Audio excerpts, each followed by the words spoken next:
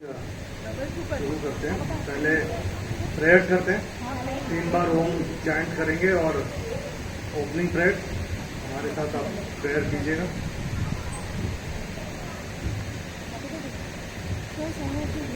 आ गया।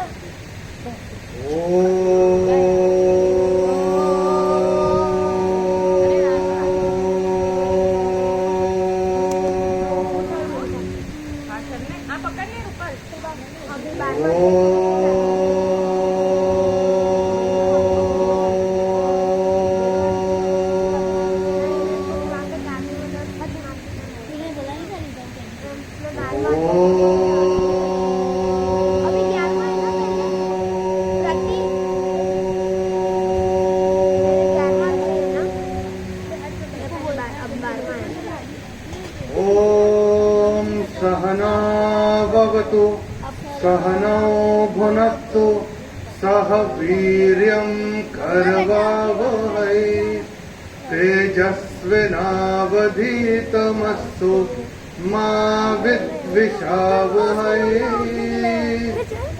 ओम शांति शांति शांति। समस्त जन कल्याणे निरतं करुणामयं नमामि चिन्मयं देवं सद्गुरुं ब्रह्म विद्वरम्।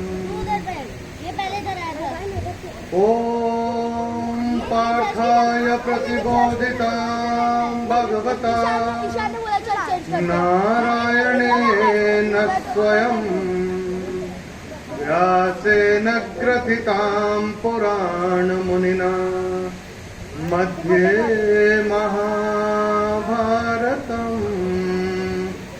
अद्वैतामृतवर्षिणीं भगवतीम् अष्टादशाध्यायिनीम् अम्ब त्वामनुसन्दधामि भगवद्गीते भवद्वेषिणी।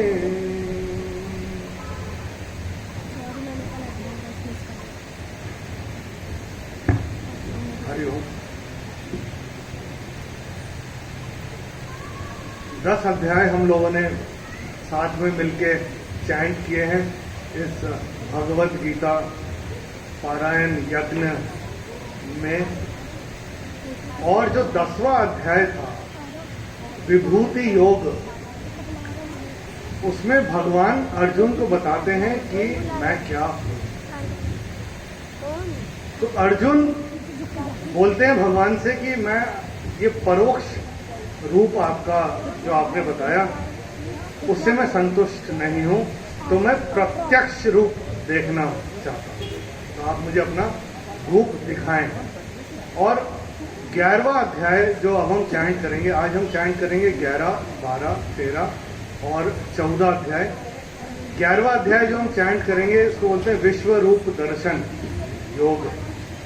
और भगवद गीता के सारे अध्यायों में चैंटिंग करने का जो मजा है और चैंटिंग करना जो सुनने का, उसका जो फील करने का मजा है, ईश्वर के दर्शन तो होते हैं इस वाले अध्याय में जो हम चैंट करते हैं या फिर हम जब सुनते भी हैं। तो आपसे विनम्र निवेदन है कि आप हमारे साथ पूरी तरीके से चैंट करिएगा और पूरे स्वर में चैंट करिएगा। Let's experience the bliss of the Bhagavad Gita chanting. जैसे कहते हैं ना, गीता चैंटिंग इज एनचैंटिंग। तो 11वें अध्याय से हम शुरू करते हैं। ओम श्री परमात्मने नमः। अथ एकादशोऽध्यायः। अर्जुन उवाच मदनुग्रहाय परमं गुह्यमध्यात्मसंज्ञितम् यत्त्वयोक्तं वचस्तेन मोहोऽयं विगतो मम। भवाप्ययौ हि भूतानां श्रुतौ विस्तरशो मया। स्वतः कमलपत्राक्ष माहात्म्यमपि चाव्ययम्।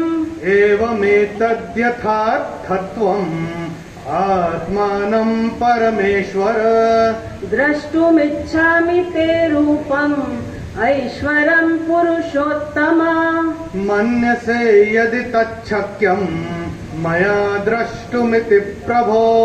योगेश्वर ततो मे त्वं दर्शय आत्मनमव्ययम्।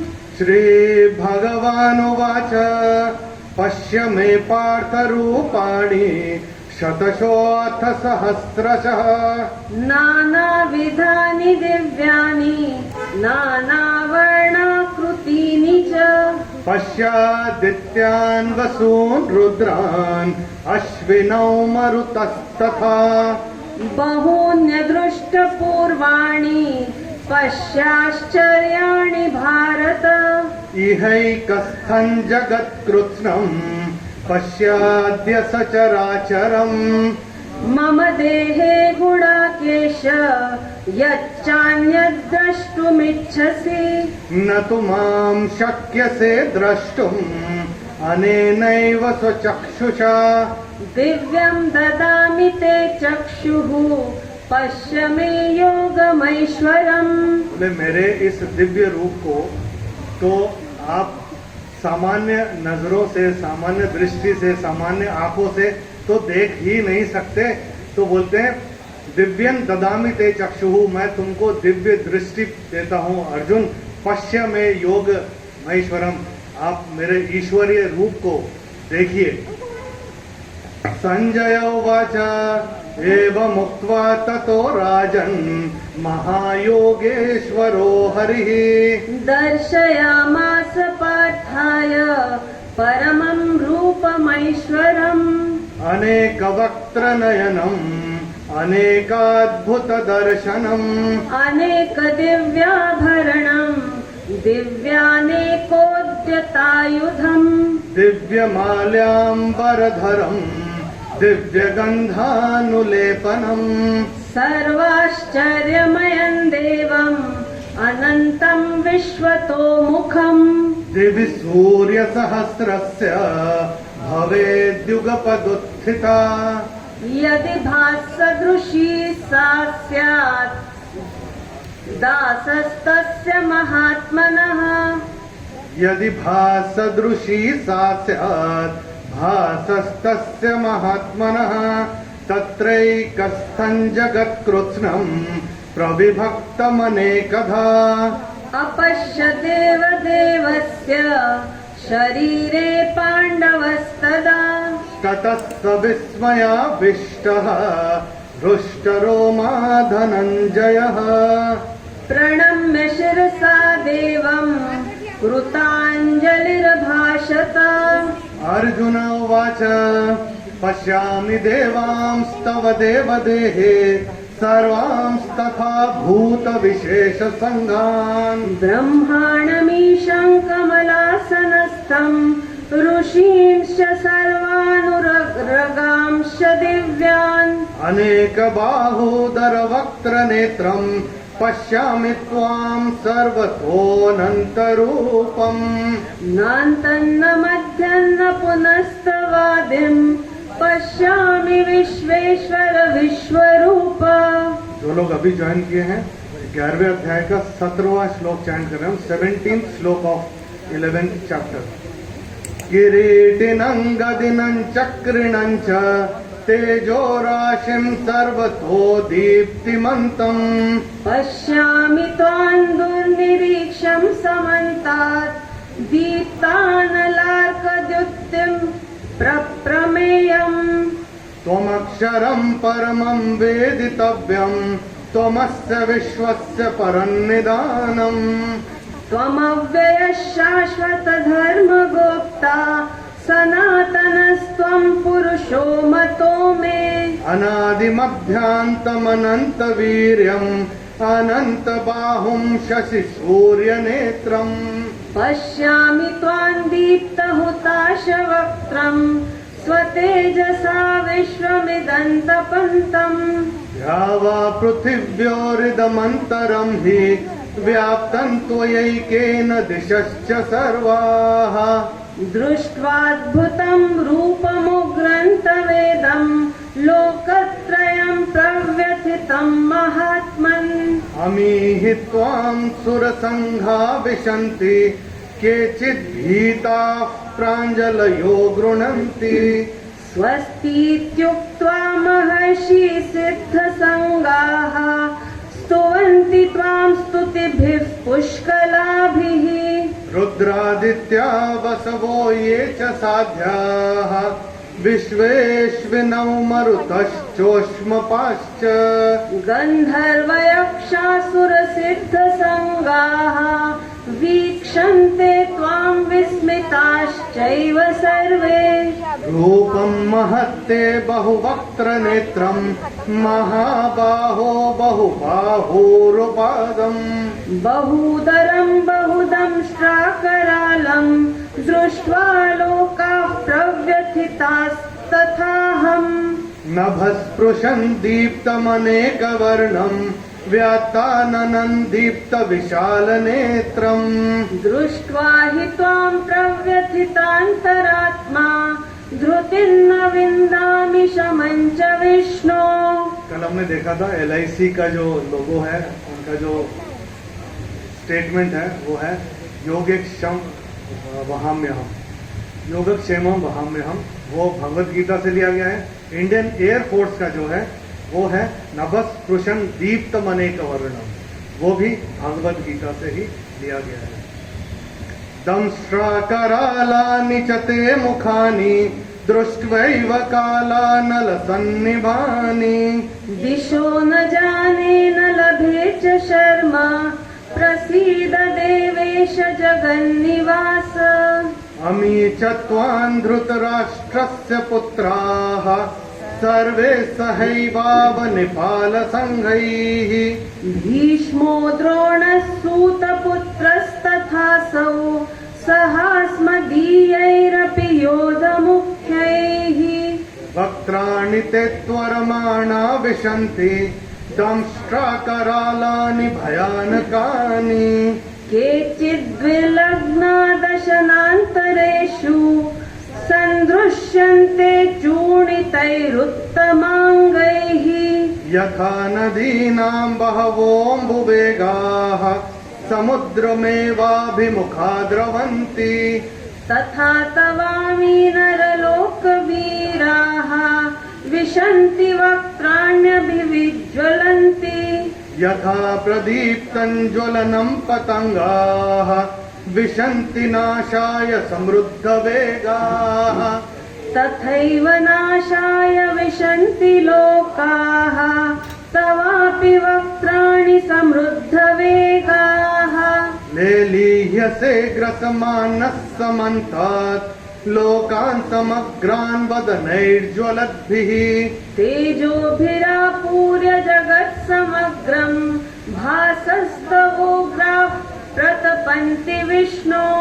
आख्याहि मे को भवनुग्ररूपः नमोऽस्तु ते देववर प्रसीद विज्ञातुमिच्छामि भवन्तमाद्यम् न हि प्रजानामि तव प्रवृत्तिम्।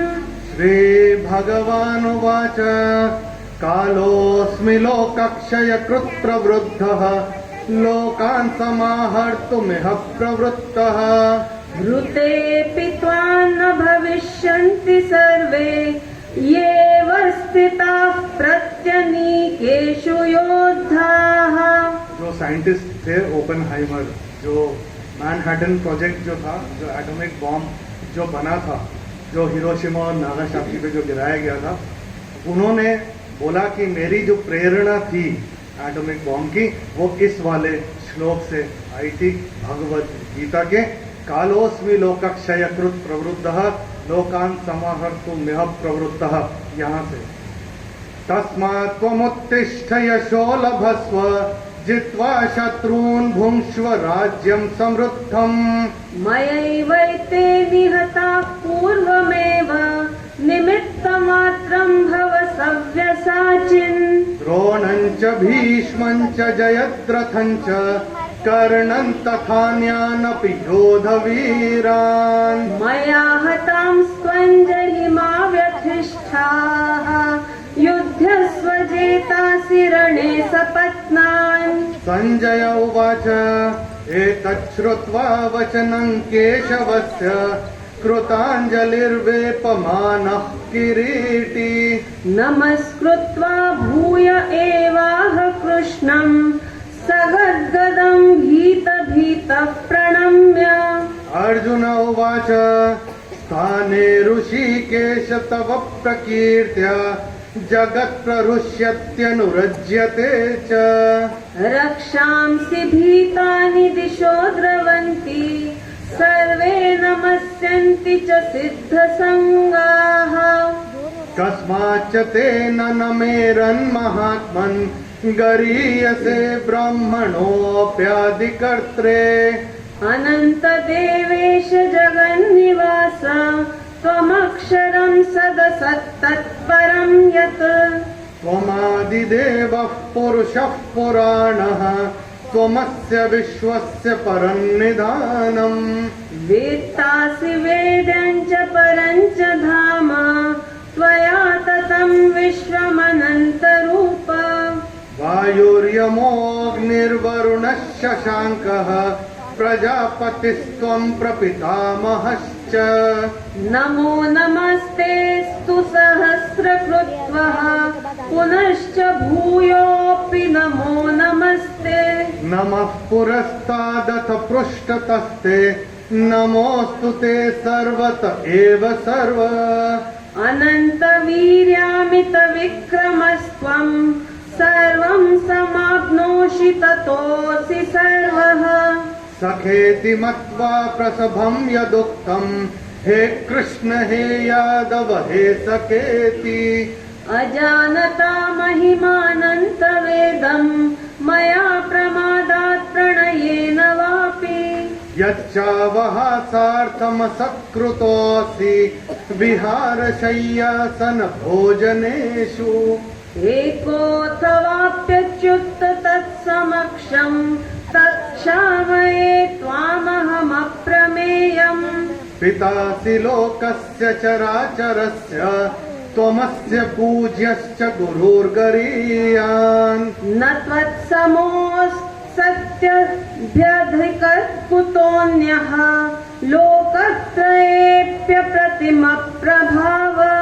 तस्मात् प्रणम्य प्रणिधाय कायं प्रसादये त्वामहमीशमीड्यम्। पितेव पुत्रस्य सखेव सख्युः प्रियः प्रियायार्हसि देव सोढुम्। अदृष्टपूर्वं ऋषितोऽस्मि दृष्ट्वा भयेन च प्रव्यथितं मनो मे।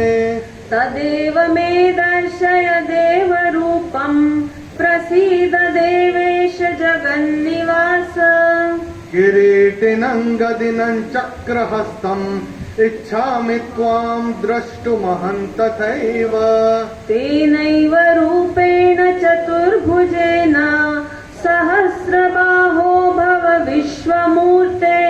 श्रीभगवानुवाच मया प्रसन्नेन तवार्जुनेदं रूपं परं दर्शितमात्मयोगात्। तेजोमयं विश्वमनन्तमाद्यं यन्मे त्वदन्येन न दृष्टपूर्वम्। न वेदयज्ञाध्ययनैर्न दानैः न च क्रियाभिर्न तपोभिरुग्रैः। एवं रूपः शक्य अहन्नुलोके द्रष्टुं त्वदन्येन कुरु प्रवीर। मा ते व्यथा मा च विमूढभावः दृष्ट्वा रूपं घोरमीद्रुं ममेदम्। व्यपेतभिः प्रीतमनाः पुनस्त्वं तदेव मे रूपमिदं प्रपश्य। संजय उवाच इत्यर्जुनं वासुदेवस्तथोक्त्वा स्वकं रूपं दर्शयामास भूयः।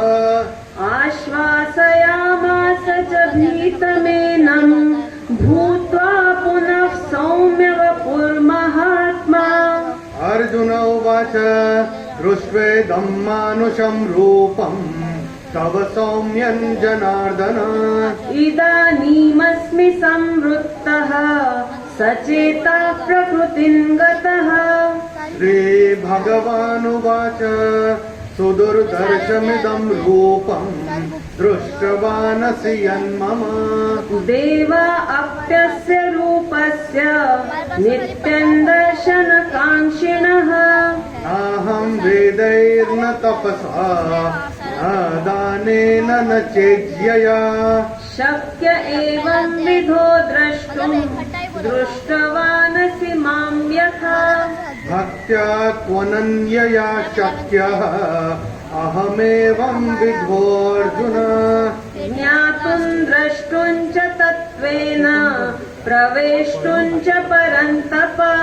मत्कर्म कृन्मत्परमः मद्भक्तः सङ्गवर्जितः। निर्वैरः सर्वभूतेषु यः स मामेति पाण्डव। ॐ तत्सत् इति श्रीमद्भगवद्गीतासु उपनिषत्सु ब्रह्मविद्यायां योगशास्त्रे श्रीकृष्णार्जुनसंवादे विश्वरूपदर्शनयोगो नाम एकादशोऽध्यायः। हमारे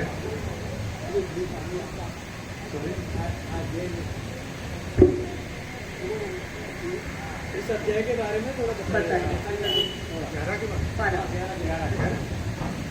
ये तो जो 10वें अध्याय में जो भगवान ने अर्जुन को बताया कि मैं क्या क्या हूँ, तो स्थावरों में मैं हिमालय हूँ, ऋषियों में मैं नारद हूँ, पांडवों में मैं अर्जुन हूँ, आकार में मैं अक्षरों में मैं आकार हूँ, ऐसे जो भी मगरमच्छ में मैं मकर हूँ, झसा नाम मछलियों में मैं मकर हूँ, रिवर्स में मैं नदियों में मैं गंगा हूँ, ये सब जो उन्होंने बताया वो अब उन्होंने प्रत्यक्ष रूप से अर्जुन को दिखाया।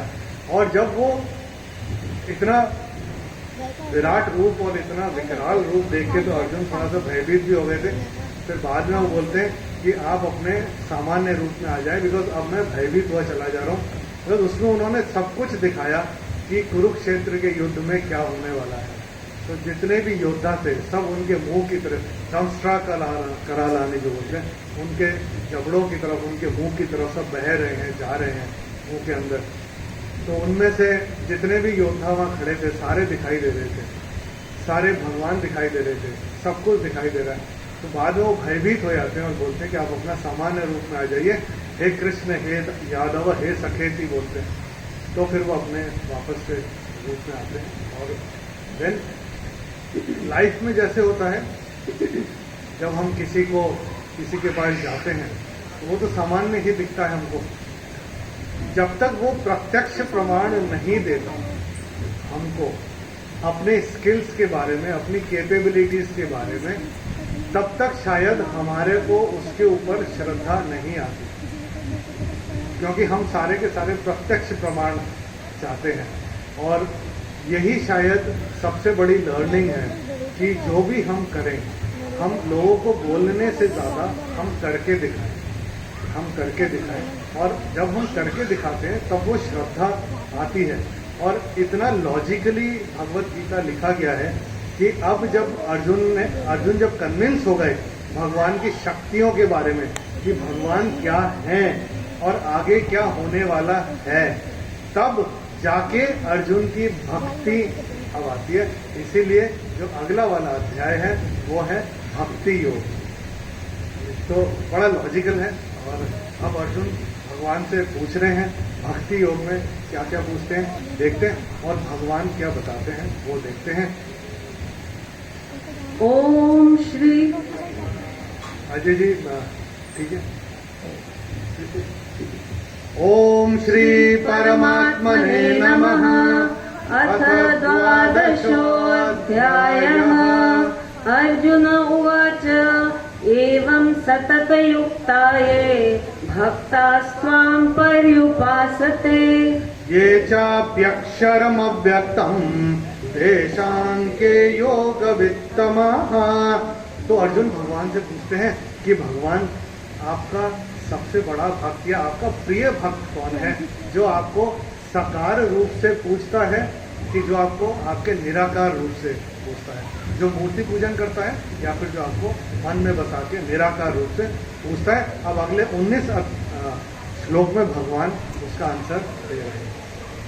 श्रीभगवानुवाच मय्यावेश्य मनो ये मां नित्ययुक्ता उपासते श्रद्धया परयोपेताः ते मे युक्ततमा मताः ये त्वक्षरमनिर्देश्यम् अव्यक्तं पर्युपासते सर्वत्र गमचिन्त्यं च कूटस्थमचलं ध्रुवम् सन्नियम्येन्द्रियग्रामं सर्वत्र समबुद्धयः ते प्राप्नुवन्ति मामेव सर्वभूतहिते रताः क्लेशोऽधिकतरस्तेषाम् अव्यक्तासक्तचेतसाम् अव्यक्ता हि गतिर्दुःखम् देहवद्भिरवाप्यते ये तु सर्वाणि कर्माणि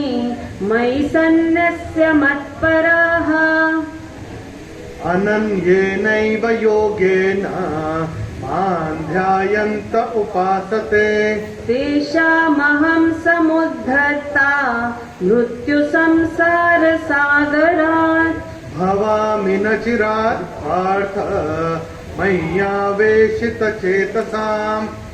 तो 5वें श्लोक तक भगवान ये बोलते हैं, जो मेरा निराकार जो अध्ययन करता है, जो मुझे पूछता है, वो तो मुझे बहुत प्रिय है ही। लेकिन आज के दिन में शायद हमारा मन इतना भटका हुआ रहता है कि हमको केंद्रित करने के लिए किसी मूर्ति या किसी गुण की या किसी सगुण चीज की आवश्यकता होती है। तो अगर वो भी कोई पूछता है तो वो भी मुझे काफी प्रिय है, वो अब भगवान बता रहे हैं। मय्येव मन आधत्स्व मयि बुद्धिं निवेशय निवसिष्यसि मय्येव अत ऊर्ध्वन्न संशयः अथ चित्तं समाधातुं न शक्नोषि मयि स्थिरम् अभ्यासयोगेन ततः मामिच्छाप्तुं धनञ्जय अभ्यासेऽप्यसमर्थोऽसि मत्कर्म परमो भव मदर्थमपि कर्माणि कुर्वन् सिद्धिमवाप्स्यसि अथैतदप्यशक्तोऽसि कर्तुम् मद्योगमाश्रितः सर्वकर्मफलत्यागम् ततः कुरु यतात्मवान् श्रेयो हि ज्ञानमभ्यासात् ज्ञानाद्दध्यानं विशिष्यते श्रेयो हि ज्ञानमभ्यासात् ज्ञानाध्यानं विशिष्यते ध्यानात् कर्मफलत्यागः त्यागात् शान्तिरनन्तरम्। भगवान ये कह रहे हैं कि त्याग, जब हम किसी अपनी स्पिरिचुअल जर्नी में जाते हैं तो काफी कुछ त्याग करना पड़ता है, लेकिन त्याग किस चीज का, त्याग किस चीज का ये हमको पता होना बहुत जरूरी है। तो बता रहे त्यागा शांतिरनंतरम, कि कोई चीज जब मैं त्याग करूं, एक शुद्ध शांति अनंतरम, मेरी आत्मा को शांति मिलनी चाहिए। ये नहीं कि मैंने कोई चीज त्याग कर दिया लेकिन मेरी आसक्ति, मेरा अटैचमेंट उससे अभी भी बंधा हुआ है, तो वो शायद त्याग नहीं है। त्याग करने के बाद it should give me peace of mind, I should feel very good. त्यागा शांति अनंतरम, अनंत आत्मा को शांति मिलनी चाहिए त्याग से, वो असली त्याग है। अद्वेष्टा सर्वभूतानां मैत्रः करुण एव च निर्ममो निरहंकारः समदुःखसुखः क्षमी सन्तुष्टः सततं योगी यतात्मा दृढनिश्चयः मय्यर्पितमनो बुद्धिः यो मद्भक्तः स मे प्रियः यस्मान्नो द्विजते लोकः लोकान्नो द्विजते च यः हर्षामर्षभयोद्वैगैः मुक्तो यस्य च मे प्रियः अनपेक्षशुचिर्दक्षः उदासीनो गतव्यथः सर्वारंभ परित्यागी यो मद्भक्तः स मे प्रियः यो न हृष्यति न द्वेष्टि न शोचति न काङ्क्षति शुभाशुभ परित्यागी भक्तिमान्यः स मे प्रियः जो न कभी हर्षित होता है ना कोई द्वेष रखता है। यो न रुष्यति न द्वेष्टि न शोचति न कांक्षति। शोचति यानी डज नॉट ग्रीव, जो सौरो नहीं करता, जो दुख नहीं करता, न कांक्षति जिसकी कोई आकांक्षा नहीं है, जिसकी कोई आसक्ति नहीं है। शुभा और शुभ अशुभ, शुभ और अशुभ ये द्वंद्व समास है यहाँ पे। शुभा शुभ परित्यागी भक्ति मान्य समेत, तो शुभ और अशुभ दोनों को ही त्याग कर दिया। तो किसी भी सिचुएशन में कुछ भी हो जाए, whether there is a death in the family, whether there is a birth in the family, whether I get a promotion, whether I don't get a promotion, whether I lose my job, ये हम we are able to maintain our equipoise, because जो भी हो रहा है वो तो हमारे वश में है ही नहीं, और जो हो रहा है वो आगे के अच्छे होने के लिए हो रहा है। We are scheduled or we are slotted for much bigger things in life. So at that point in time we have to maintain that equipoise. सम बोलते हैं ना, सम, वो मेंटेन करना जरूरी है। समशत्रौ च मित्रे च तथा मानापमानयोः शीतोष्ण सुख दुःखेषु समसंग विवर्जितः तुल्यनिन्दास्तुतिर्मौनी सन्तुष्टो येन केनचित् अनिकेतः स्थिरमतिः भक्तिमान् मे प्रियो नरः। तुल्य इज इक्वानिमस, निंदा, ठीक है। तुल्य निंदा स्तुतिर मौनी, चाहे कोई निंदा करे चाहे मेरी स्तुति करे, यानी मेरी प्रशंसा करे, सराहना करे। संतुष्टो ये न केनचित्, so I don't get boggled, I don't get distracted by both. So I am focused on what I am doing. So because हम जो भी काम करेंगे, कर्म करेंगे, उसका फल तो आएगा ही। तो फल मेरे अनुकूल आ सकता है, मेरे प्रतिकूल आ सकता है, लेकिन फल पे मेरा कोई भी कंट्रोल नहीं है। इसीलिए फल जो भी मिले वो हमको वैसे के वैसे स्वीकार करना चाहिए। हो सकता है कि मेरे इनपुट में शायद कोई त्रुटि रह गई, कोई कमी रह गई, तो वो इनपुट को फिर जो मेरा कर्म है उसको थोड़ा सा मुझे वापस से सोच के उस पर रिफ्लेक्ट करके मुझे वापस से वो करना चाहिए, to get the right route और to get the desired route. ये तु धर्म्यामृतमिदं यथोक्तं पर्युपासते अश्रद्धधाना मत्परमाः भक्तास्तेतीव मे प्रियाः। ॐ तत्सत् इति श्रीमद्भगवद्गीतासु उपनिषत्सु ब्रह्मविद्यायां योगशास्त्रे श्रीकृष्णार्जुन संवादे भक्तियोगो नाम 12ोऽध्यायः।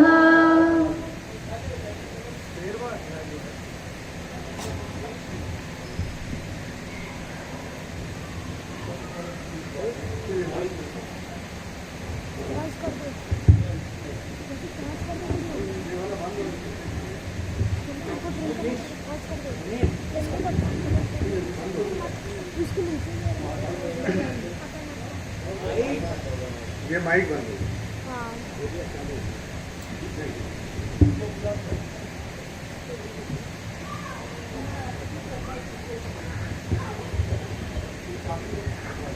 13वां अध्याय जो है, जो प्रतिलिपि हमारे पास, इसको बोलते हैं क्षेत्रज्ञ विभाग योग।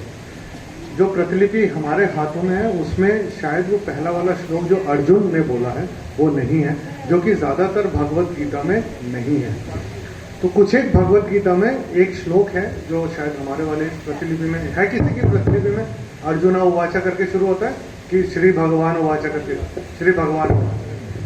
तो अर्जुना उवाचा करके जब ये शुरू होता है तो उसमें अगर वो वाला श्लोक हम गिनते हैं तो उस दिन जैसे हमने बताया था भगवत गीता में 700 श्लोक है। ये श्लोक अगर हम मिलाते हैं तो 701 श्लोक हो जाते हैं। तो हम लोग जो आपके उसमें नहीं है वो मैं आपको पढ़ के बता देता हूँ कि अर्जुन क्या प्रश्न कर रहे हैं भगवान से।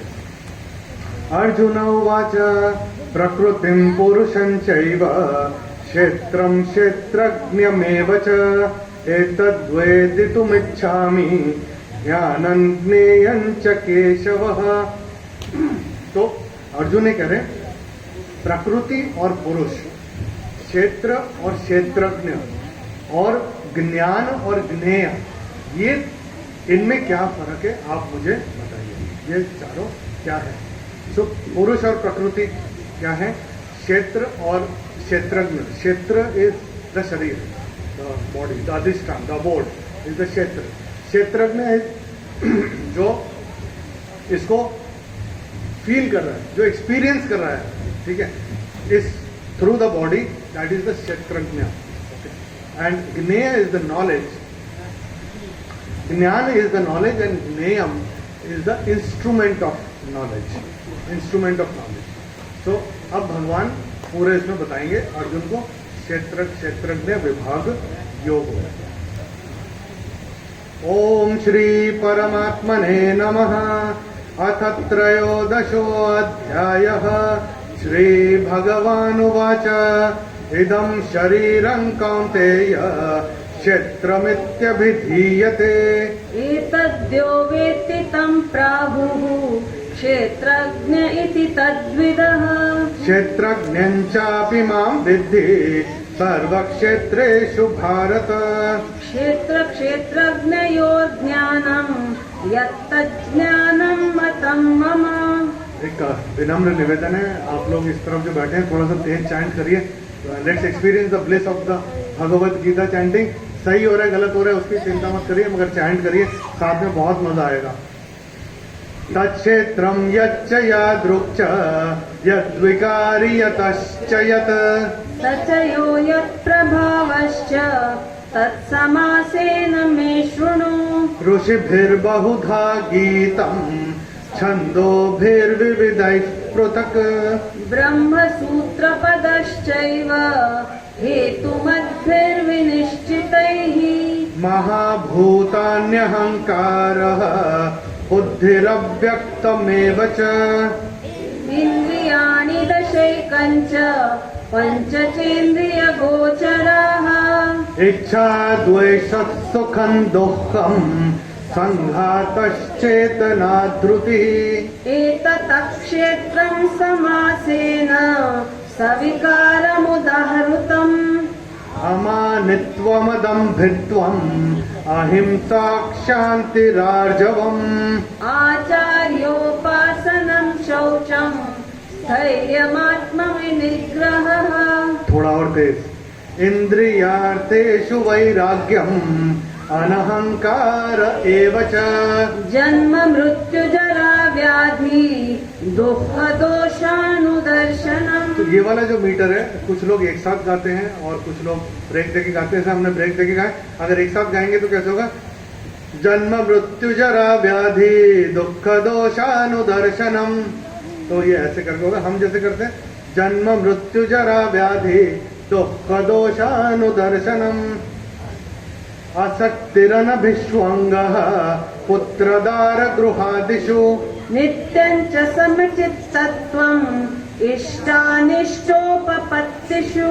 मयि चानन्ययोगेन भक्तिरव्यभिचारिणी।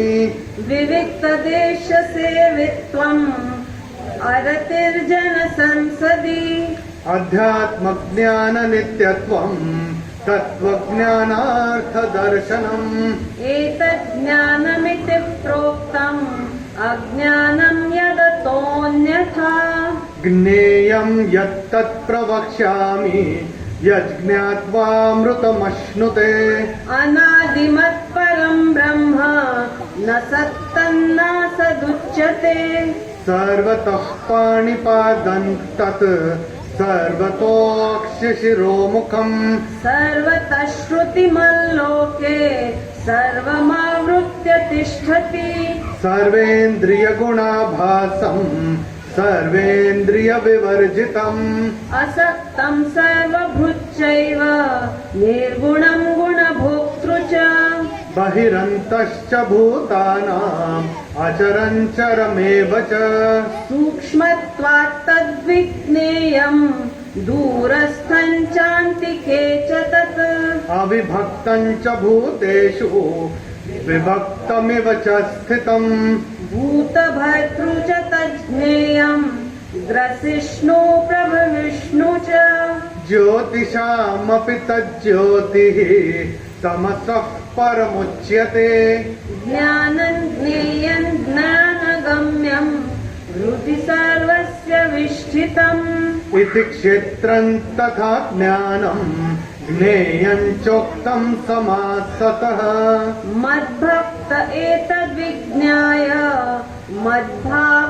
मद्भावायोपपद्यते प्रकृतिं पुरुषं चैव विध्यनादि उभावपि विकारांश्च गुणांश्चैव विद्धि प्रकृतिसम्भवान् कार्यकरणकर्तृत्वे हेतुः प्रकृतिरुच्यते पुरुषः सुखदुःखानां भोक्तृत्वे हेतुरुच्यते पुरुषः प्रकृतिस्थो हि भुङ्क्ते प्रकृतिजान् गुणान् कारणं गुणसङ्गोऽस्य सदसद्यो निजन्मसु उपद्रष्टानुमन्ता च भर्ता भोक्ता महेश्वरः परमात्मेति चाप्ययुक्तः देहेऽस्मिन् पुरुषः परः एक बार फिर से करते हैं।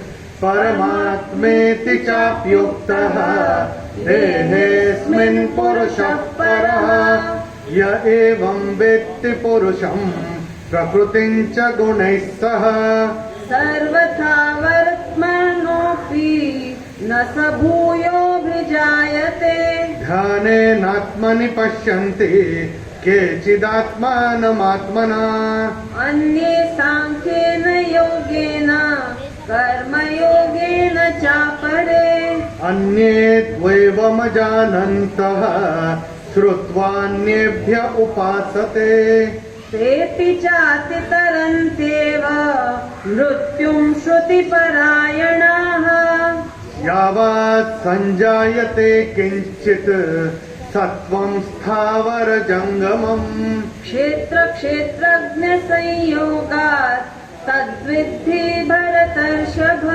समं सर्वेषु भूतेषु तिष्ठन्तं परमेश्वरम् विनश्यत्स्व विनश्यन्तं यः पश्यति स पश्यति समं पश्यन् हि सर्वत्र समवस्थितमीश्वरम् न हि हिंस्यात्मनात्मानं ततो याति पराङ्गतिम् प्रकृत्यैव च कर्माणि क्रियमाणानि सर्वशः यः पश्यति तथात्मानम् अकर्तारं स पश्यति यदा भूतपृथग्भावम् एकस्थमनुपश्यति तत एव च विस्तारम् ब्रह्म सम्पद्यते तदा अनादित्वान्निर्गुणत्वात् परमात्मायमव्ययः शरीरस्थोऽपि कौन्तेय न करोति न लिप्यते यथा सर्वगतं सौक्ष्म्यात् आकाशन्नोपलिप्यते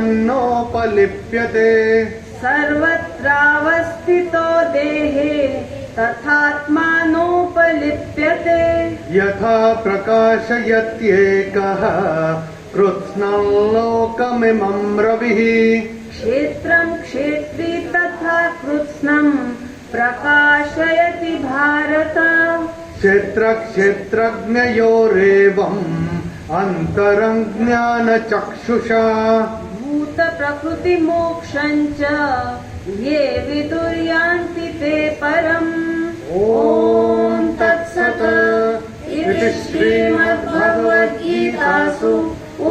उपनिषत्सु ब्रह्मविद्यायां योगशास्त्रे श्रीकृष्णार्जुनसंवादे क्षेत्रक्षेत्रज्ञविभागयोगो नाम त्रयोदशोऽध्यायः।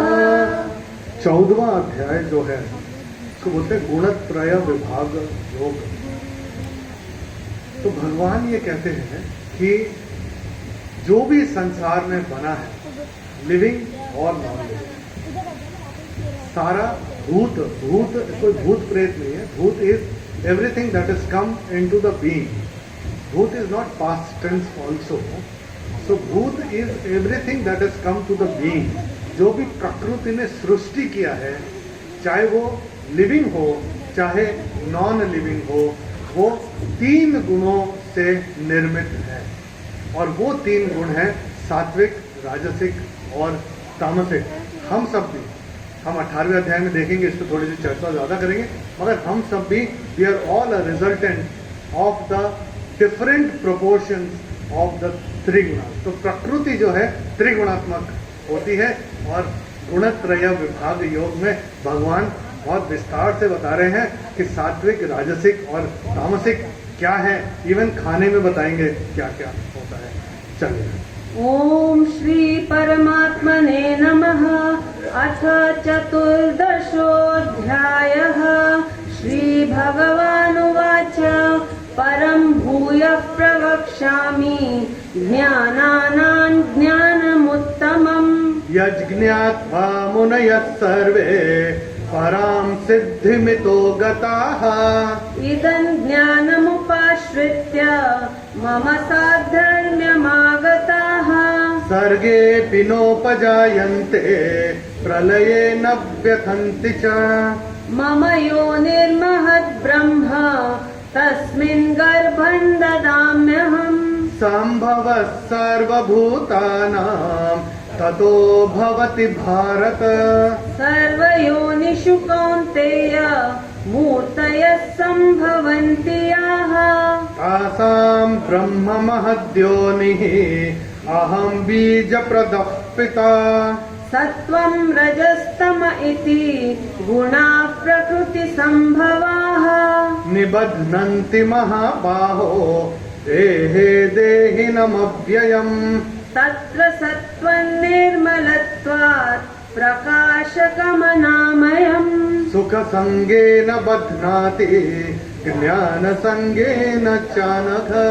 रजो रागात्मकं विद्धि तृष्णासङ्गः समुद्भवम्। तन्निबध्नाति कौन्तेय कर्मसङ्गेन देहिनम्। तस्मद्ज्ञानजं विद्धि मोहनं सर्वदेहिनां। प्रमादालस्य निद्राभिः तन्निबध्नाति भारत। सत्त्वं सुखे संजयति रजः कर्मणि भारत। ज्ञानमावृत्य तु तमः प्रमादे संजयत्युत। रजस्तमश्चाभिभूय सत्त्वं भवति भारत। रजसत्त्वं तमश्चैव तमस्सत्त्वं रजस्तथा। सर्वद्वारेषु देहेऽस्मिन् प्रकाश उपजायते। ज्ञानं यदा तदा विद्यात् विवृद्धं सत्त्वमित्युत। लोभः प्रवृत्तिरारम्भः कर्मणामशमस्पृहा। रजस्येतानि जायन्ते विवृद्धे भरतर्षभ। अप्रकाशो प्रवृत्तिश्च प्रमादो मोह एव च। तमस्येतानि जायन्ते विवृद्धे कुरु नन्दन। यदा सत्त्वे प्रवृद्धे तु प्रलयं याति देहभृत्। तदोच्चमविदान् लोकान् अमलान् प्रतिपद्यते। रजसि प्रलयं गत्वा कर्मसङ्गिषु जायते। तथा प्रलीनस्तमसि मूढयोनिषु जायते। कर्मणः सुकृतस्याहुः सात्विकं निर्मलं फलम् रजसस्तु फलं दुःखम् अज्ञानं तमसः फलम् सत्त्वा संजायते ज्ञानं रजसो लोभ एव च प्रमादमोहौ तमसः भवतो ज्ञानमेव च ऊर्ध्वं गच्छन्ति सत्त्वस्थाः मध्ये तिष्ठन्ति राजसाः जघन्यगुणवृत्तिस्थाः अधो गच्छन्ति तामसाः नान्यं गुणेभ्यः कर्तारं यदा द्रष्टानुपश्यति गुणेभ्यश्च परं वेत्ति मद्भावं सोऽधिगच्छति गुणानेतानतीत्यत्रीन् देहि देहसमुद्भवान् जन्म मृत्युजरा दुःखैः विमुक्तोऽमृतमश्नुते अर्जुन उवाच कैर्लिङ्गैस्त्रीन् गुणानेतान् अतीतो भवति प्रभो किमाचारः कथञ्चैतान् स्त्रीन् गुणानतिवर्तते श्रीभगवानुवाच प्रकाशं च प्रवृत्तिं च मोहमेव च पाण्डव न द्वेष्टि सम्प्रवृत्तानि न निवृत्तानि काङ्क्षति उदासीनवदासीनः गुणैर्यो न विचाल्यते गुणा वर्तन्त इत्येव योऽवतिष्ठति नेङ्गते समदुःखसुखस्वस्थः समलोष्टाश्मकाञ्चनः तुल्यप्रिया प्रियो धीरः तुल्यनिन्दात्मसंस्तुतिः मानापमानयोस्तुल्यः तुल्यो मित्रारिपक्षयोः सर्वारम्भ परित्यागी गुणातीतः स उच्यते माञ्चयो व्यभिचारेण भक्तियोगेन सेवते सगुणान् समतीत्यैतान् ब्रह्म भूयाय कल्पते ब्रह्मणो हि प्रतिष्ठाहम् अमृतस्याव्ययस्य च शाश्वतस्य च धर्मस्य सुखस्यैकान्तिकस्य च ॐ तत्सत् इति श्रीमद्भगवद्गीतासु उपनिषत्सु ब्रह्मविद्यायां योगशास्त्रे श्रीकृष्णार्जुनसंवादे गुणत्रयविभागयोगो नाम चतुर्दशोऽध्यायः। श्लोक नंबर 66 चैप्टर 18। हम लोग क्लोजिंग प्रेयर शुरू करते हैं।